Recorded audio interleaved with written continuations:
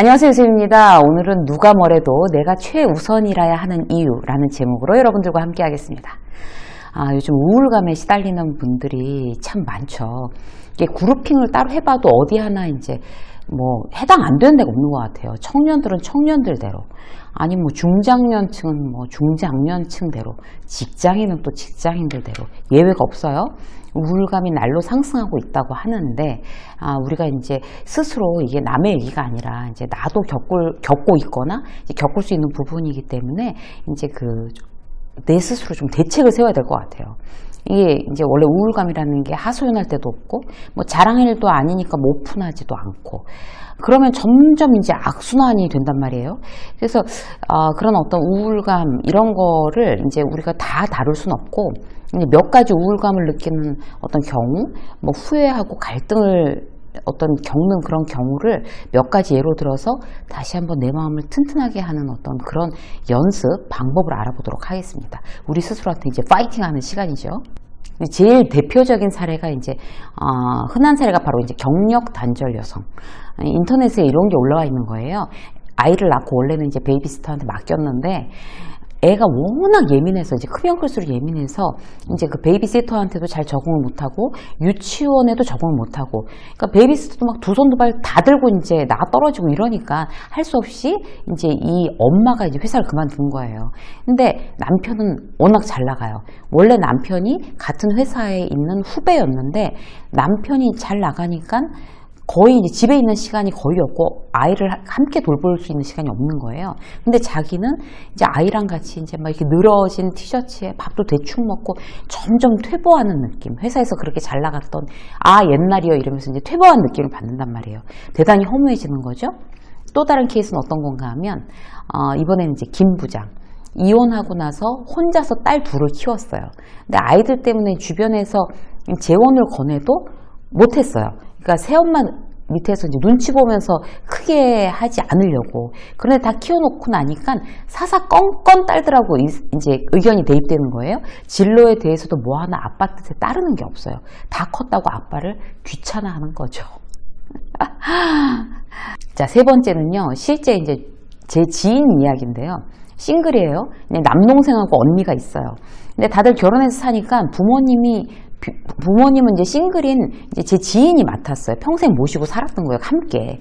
그러니까 나중에는 이제 노안으로 몇 년 누워 계셨는데, 너무 힘들어서 주말이라도 좀 형제들 보고 와서 도우라고 하니까 바빠서 못 온다고 했대요. 그래서부터 이제 굉장히 마음의 병이 시작되고 갈등이 시작됐는데, 그러다가 이제 결국 두 분 다 돌아가시고 혼자 남았을 때 형제들은 이제 주변에서 좋은 사람이다, 성공한 사람이라고 인정받으면서 다들 승승장구하며 잘 사는데, 자신만 결국에 이제 혼자 남아서 이제 루저 같은 생각에 대단히 어떤 우울감이 이제 몰려오는 이런 상황이었던 거죠. 그러니까 지금 제가 말씀드린 이 세 가지 케이스의 공통점이 뭘까요? 착한 사람들이에요. 착한 사람들. 희생적인 삶을 사는 사람들인 거죠.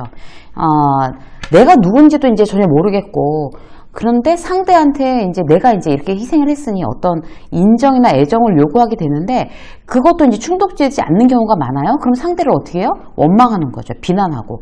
끝없이 상대한테 집착하게 됩니다. 그래서 이런 악순환을 끊으려면 어떻게 해야 될까요? 나 자신에게 투자하셔야 됩니다.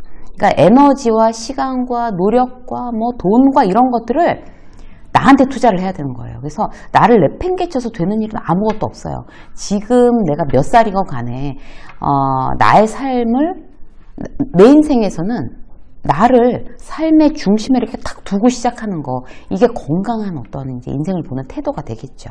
자, 어떻게 해야 될까요? 첫 번째는요, 내가 한 선택을 다시 체크하셔야 돼요. 그러니까 저 같은 경우도 애는 엄마가 키워야지 라는 얘기를 참 무수히도 많이 들으면서 직장 생활을 했어요. 그런데 이제 저한테 지금 어떤 이제 애 때문에 자기의 커리어를 포기하는 사람들한테 잘하고 있다 혹은 아니다 이렇게 얘기하기 어려워요. 어떤 방향으로라도. 너의 경력이나 어떤 네 발전을 위해서 아이 때문에 이제 그런 것들을 희생하지 말아라 라고도 자신있게 얘기하지 못하겠어요.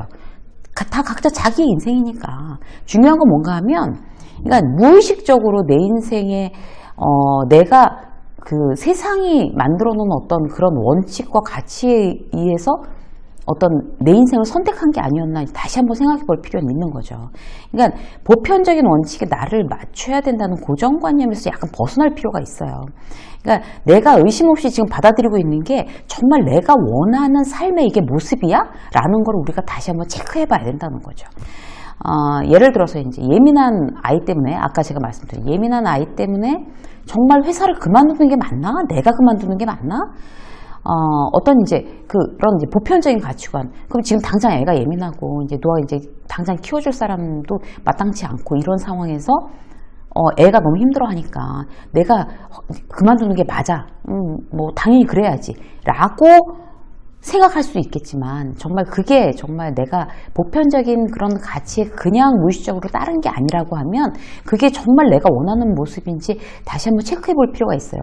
그래야 다른 초이스들이 눈에 들어오기 시작한다는 거죠. 예를 들어서 남편과 교대로 휴직을 하거나 아니면 부모님 집으로 아예 그냥 들어가서 같이 살거나 도와달라고 하면서, 아니면 아이의 양육에 좀 더 수월한 회사로 일단 뭐 이직을 하거나 어떤 수많은 어떤 선택들을 펼쳐놔야 되는 거예요. 내 인생을 위해서. 그래야 이제 후회가 없는 거죠. 자, 그래서 두 번째. 첫 번째는 이제 나의 선택을 다시 한번 체크해 보는 거였고, 두 번째는 상대방에게 집착한다 그러면 이제 스탑 하셔야 됩니다. 집착은 금물이에요.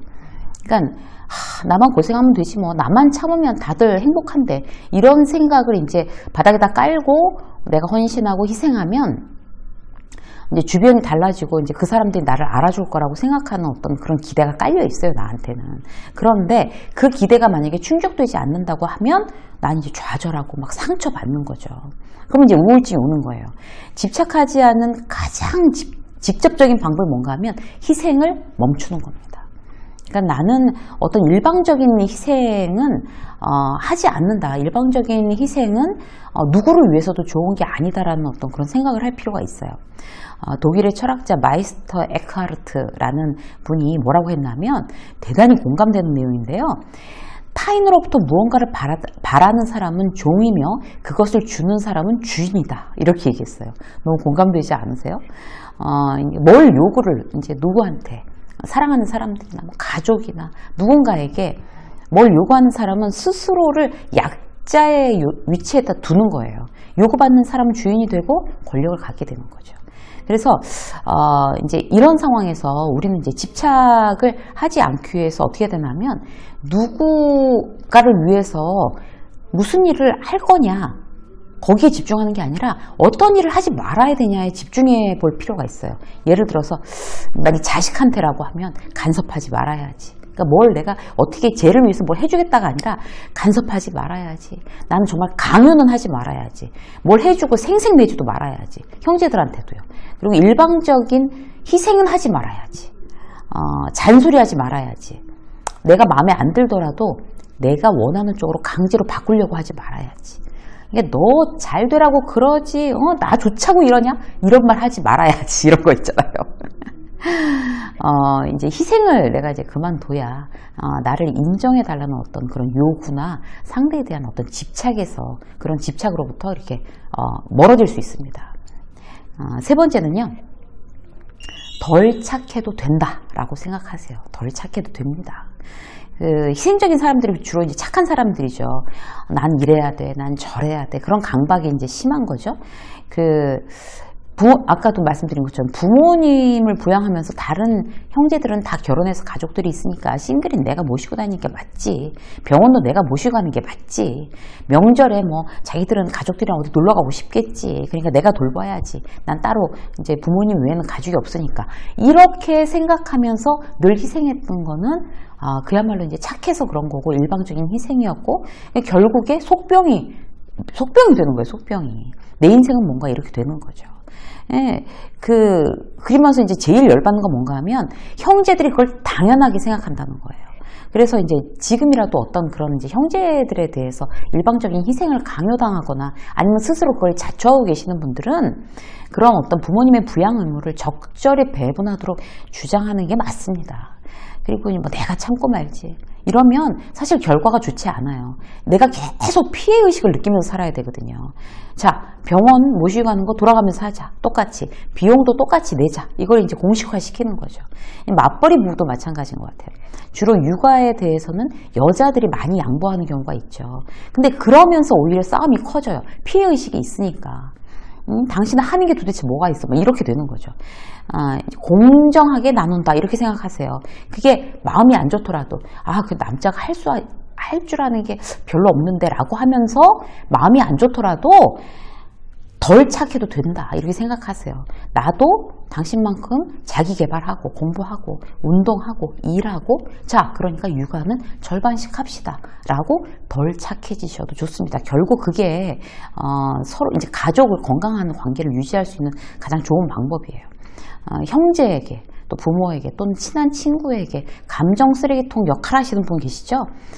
나만 보면 푸념해, 불평해, 자기들 스트레스 해소용으로 막 휘두르는 그러면 이제 이게 당하는 사람이 이제 우울증 걸리는 거죠. 대놓고 거부하십시오. 감정 쓰레기통 이제 사양합니다. 자, 저한테 더 이상 그러지 마세요. 그리고 스스로에게 잘해주세요. 내 인생인데 지금보다 덜 착해지셔도 돼요. 나를 가장 소중하게 여기고 그렇게 돼서 나를 몸과 마음이 정말 건강해지는 사람으로 만들면 결국에 나와 맺는 모든 관계에 있어서 더욱더 건강해질 수 있습니다. 오늘 여러분들과 함께한 이야기 여러분들이 여러분들의 해당 사항이 있는 거 이게 맞물리게 실천하셔서 보다 여러분의 인생에 여러분들을 건강하게 세우시고 그리고 여러분들이 맺는 모든 관계가 건강해지시기를 응원하겠습니다. 유쌤의 직장 수업 오늘 여기까지 하겠습니다. 고맙습니다.